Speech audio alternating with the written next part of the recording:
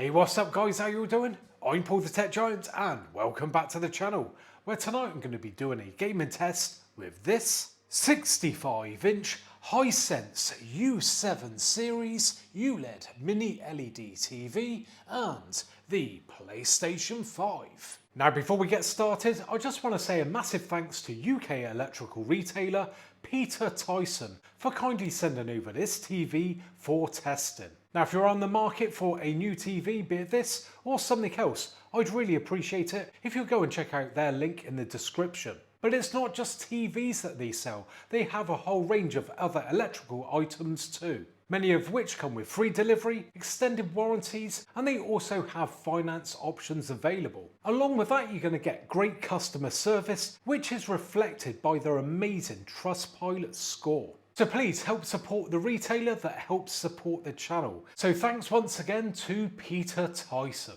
Okie dokie, let's crack on then, and the game that we're going to be testing out tonight is Call of Duty Black Ops 6. Okie dokie, we are up and running then. And first off, I want to talk about some of the features of this TV when it comes to gaming. Now you're going to have to excuse the gameplay. I'm trying to game and talk at the same time, which isn't easy. So yeah, let's talk about some of these specs. So this TV has 4 HDMIs. Now the first two are good for 4K 60Hz and auto low latency mode. And the other two are good for 4K 144Hz, auto low latency mode and VRR. So whether you are a PC gamer or a console gamer, this TV is going to tick all those boxes. Now let's talk about the picture. For a TV at this price point, I am very, very impressed indeed. Motion seems pretty good, and yeah, being HDR, we are getting some really good brightness and pop going on here. Really bright. I don't know how well you can see that, but super bright there with that light streaming in through the window there. Looking very, very nice. I do like this image. And yeah, I'm really surprised that, you know, you can get an image this good for gaming at this sort of price point. Now I'm just going to quickly stop here for a second and grab the remote control, press the info button, get information up there about the resolution, the refresh rate, and it being in HDR as well. But the party piece comes in when you press this button. Now if we press this just once, we get up this game bar. So again, we get our refresh rate there, set about HDR, then we get our picture modes, as we can see just there. We can change that down, we've got frames per second, RPG, RTS, sports and standard. So that's great that we've got some different options there to change up the image. Then we've got screen ratio, screen position. Then it goes on to say about AMD FreeSync Premium. We can toggle that on and off. Now just let me kill this guy just there and get back to it.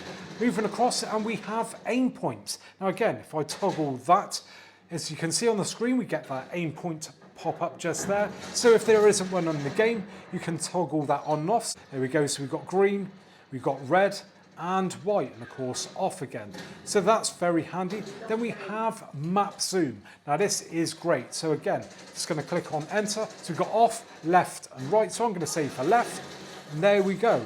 So that is just put a zoom in. So let's just say if I want to focus on this part on the top left hand corner, I can section that off, press on enter, and there we go. We get that enlarged on the left hand side of the screen, and that will stay up there all the time. So we can enlarge that, get a better view of what's going on, and you can select anything on the screen.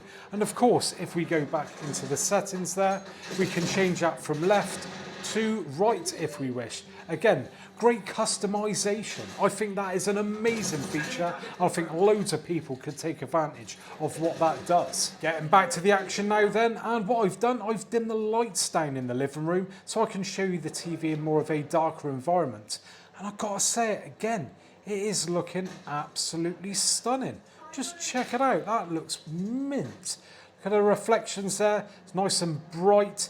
And I'm really, really impressed with this TV. I mean, this is what, mid-range, low mid-range TV, the price point it is. And if you want to know what that price point is, then please go and check out the link to Peter Tyson in the description. Again, sound on this now, I did my main unboxing video and the sound is a little bit disappointing. Now it's got 2 speakers and a sub built in, but sadly, yeah, it's a little bit thin sounding, but it does go loud. So I would probably recommend like an additional sound bar along with this TV. But picture wise, I've got to say it is really bright. And if you're worried about reflections, well, again, that is something that I tested in my unboxing video. And again, it handles them really, really well.